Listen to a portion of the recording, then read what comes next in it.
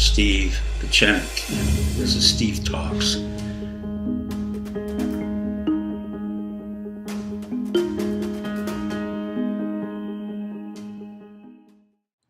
Good evening, ladies and gentlemen. This is Dr. Steve Pechenik. Number one, I want to wish the Catalans the best of spirits, best of hope, and a successful outcome. I would hope that the United States support Catalan independence, as will the rest of the world. Now for the issue that I really want to talk about, Ken Burns and Lynn Novick's Vietnam War. Overall, it's a very good picture of the war itself and the anti-war movement. What it does not mention, and what is important to mention, is the fact that this war was really created, like many of our other wars, for the military-industrial complex. Ken Burns makes no mention of the fact that Boeing, Northrop Grumman, Colt, Remington, and a whole group of military-industrial entities which continued on into the Iraq War and the Afghanistan War were very much a part of the Vietnam War. He doesn't mention the fact that the CIA really initiated the war, even though he quotes Don Gregg, for whom I have great respect. He doesn't really analyze somebody like Leslie Gelb, whom I knew had some respect and some caring for, but turned out to be kind of what I call the moral weasel. Leslie Gelb was typical of the Vietnam War, a young Jewish boy who went to Harvard, got an MA in Harvard, got a PhD at Harvard, and then worked, quote, for the Pentagon. My suspicion is he worked for the CIA, but be it whatever, he was there.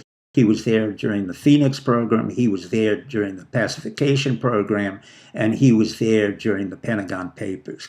What makes Leslie Gelb the personification of a failed war is that he was failed as an individual. He was what I considered a moral coward, intellectually bereft of really understanding anything about the culture in Vietnam or anywhere else. He didn't speak French, he didn't understand Vietnamese, he didn't speak but English. He was a nice kid from Brooklyn, Bronx, who really kind of sucked his way up the power ladder. I met him in the Carter administration, but he had also worked in the Nixon administration.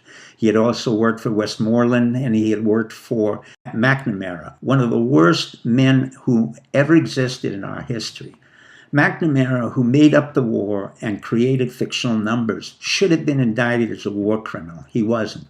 John F. Kennedy, who was sick with Addison's disease, should have been immediately identified as someone who could not run the United States government. Nobody talked about the fact he had Addison's. Nobody talked about the fact that he had steroids and amphetamines. And in turn, we ended up in wars in Guatemala, Vietnam, and the Cuban Missile Crisis. Ken Burns made it sound as if he just was very indecisive, but a very understanding man. The truth of the matter was JFK was sick, and as a result of that, there was a military coup. The coup was basically initiated by Allen Dulles and by LBJ, and Nixon was part of it, as Bush Sr. was, and there was an assassination. It wasn't something that just happened. It happened because he had irritated, aggravated, and exasperated the deep state as well as the industrial complex. In turn, we had LBJ, who was by his very nature sociopathic, a man who was a self-aggrandizer, could care less about this country, never served in our country. Yet Ken Burns doesn't really look into his psychology other than the fact that the war was his to run and his to be made so that he could run again for a successful presidency. Well, he failed. But what he did was to kill more thousands of American young men, brought in a greater draft number. I was subsequently drafted because I was Cuban. I had no choice. And in our military, in my medical class at Cornell, I was the only one, perhaps with someone else, to be drafted into the military. My first assignment was to Fort Meade for intelligence because I spoke French. Eventually went on through the Public Health Service, NIMH, and then ended up in the Intelligence Service and the State Department with as Deputy Assistant Secretary of State. But that's the side note to my own involvement in the Vietnam War. I was involved with Ellsworth Bunker and the retreat and retrieval of individuals from the fall of Saigon. I eventually had to put Ellsworth Bunker in a small room and discharged him, as I did Graham Martin, who was then eventually arrested with confidential papers. My involvement was not very successful. I was very unhappy with when I had to work for Kissinger. And one of the conditions that I was involved with Kissinger was that I was a Navy captain at the time, where I had switched from the Public Health Service to the Navy, and at the same time received the Deputy Assistant Secretary designation. And I told Henry that I would not work with him. I wouldn't even speak to him. I considered him a war criminal, even while I was serving the country and withdrawing from Vietnam.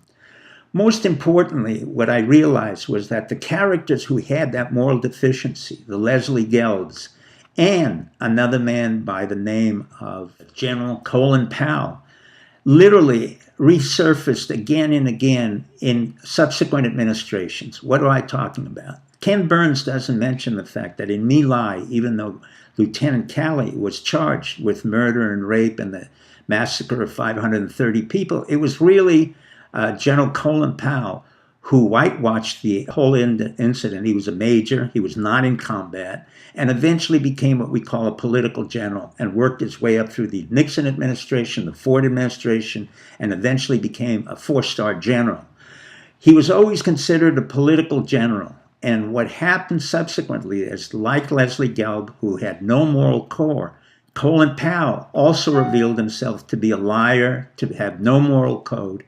And after 9/11, he was the one who showed the world that there was anthrax in a little bottle. And now everybody understood that Colin Powell was nothing more than the house servant to the white men who had created the war in Vietnam.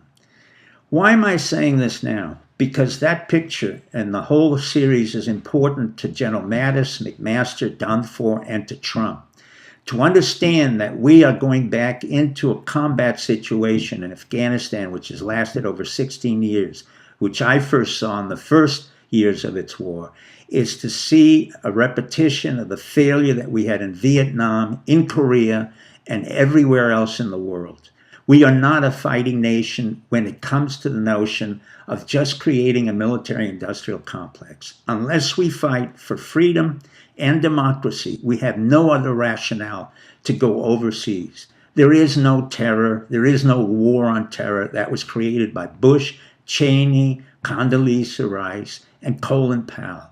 The very same people who might have been who had given you the Vietnam War and had also avoided serving in Vietnam.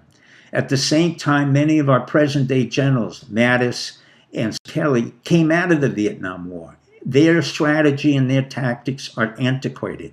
For the most part, we have no present-day strategy for Afghanistan. We have no present-day strategy for Yemen, and we have no present-day strategy for Syria.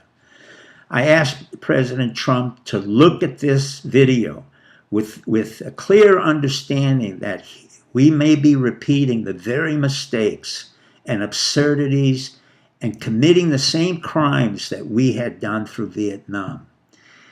I will end with a quote by Oscar Wilde. No rich man is wealthy enough to buy back his past and his malfeasant history. Good night and good luck. Hi, this is Dr. Steve Pachenik, and this is Steve Talks.